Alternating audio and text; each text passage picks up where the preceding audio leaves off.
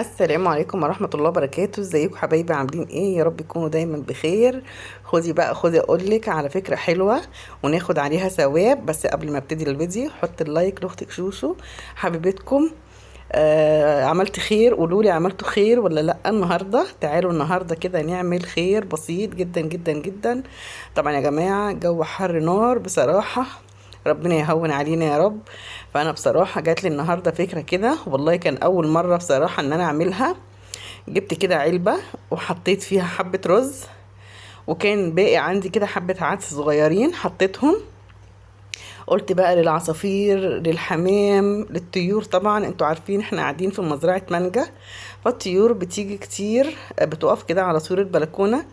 فقلت نعمل النهارده خير كده وربنا يتقبل منا. يعني ما كلفتناش اي حاجه خالص، يعني حبه عدس زي ما انتم شايفين، معلقه عدس وثلاث اربع معالق من الرز.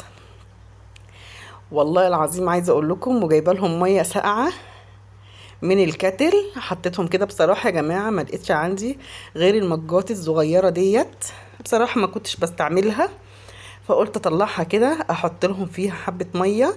وحطيت فيها الميه في العلبه في قلب الرز مع العدس. وكان عندي رغيف كده مبرول في التلاجة، كانش حد هياكله، فقلت هم اولى بيه، لو جت قطة ولا حاجة هتاكله، هي طبعا اولى بيه. زي ما انتم شايفين اهو، نبص والله انا مطلعاه من الفريزر، يعني من زمان كده كان في الفريزر فطلعته. طبعا انا قطعته هو كذا حتة كده،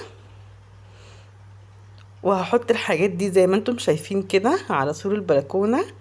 ربنا يجعله في ميزان حسناتنا، اللهم امين يا رب. ربنا يتقبل منا حاجة بسيطة. احنا عايزين يا جماعة نعمل اي حاجة بسيطة نرضي بيها ربنا، وناخد بيها حسنات، وناخد بيها حسنات كتيرة كتيرة كتيرة بأقل حاجة هنعملها. زي ما انتم شايفين معلقة عدس ومعلقة رز، معلقتين تلاتة رز، يعني اي حاجة عندك يا جماعة حطوها.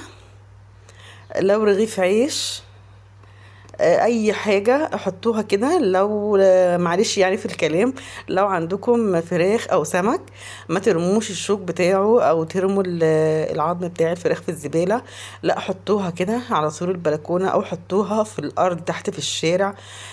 في طبعا حاجات كتيرة، القطط والكلاب والعصافير، يعني كل حاجة طبعا هيبقى ليها نصيب في حاجة هتاخدها. ويا رب النهارده فكرتنا تكون عجبتكم، ويا رب اكون ضيفه خفيفه على قلوبكم. واكتبوا لي بقى في الكومنتات ايه رايكم يا جماعه في اكل العصافير والحمام والقطط اللي احنا عملناه النهارده. وتسلموا لي يا احلى عيله، ربنا يحفظكم ويبارك فيكم. السلام عليكم حبايبي.